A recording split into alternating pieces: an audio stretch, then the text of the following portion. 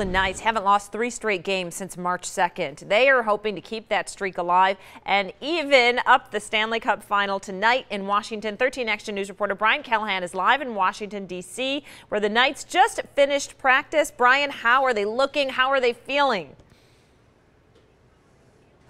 Well, Dana, some people might be surprised that the team had a lot of smiles out here on the ice during practice, despite being down 2-1. And after practice in the locker room, we spoke with several players. The consensus among them was that they know this is a must-win game, but it's a game they know they can win. They say the key to is getting back to the way they were playing that got them to the Stanley Cup final here. And when I asked about the pressure of being down 2-1 on the road, listen to what Nate Schmidt had to say. Would you want to always come in and win 2 games? Yeah.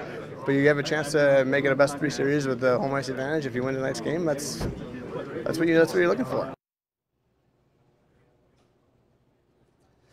And while we are in the middle of Capitals country, we do know there is a contingent of Golden Knights fans here in Washington, D.C., even some that got tickets here to Game 4 despite the ban on ticket sales to anyone living outside the immediate Washington, D.C. area. So we're going to work on catching up with some of them for our 3 and 5 o'clock shows. Reporting live in Washington, D.C., Bryan Callahan, 13 Action News. Yeah, and Bryan, I know you haven't had too much free time, but just being in Washington, D.C., do you feel like Capitals fans feel like they have this locked in, or are they feeling like, you know, it's going to be a rough go here?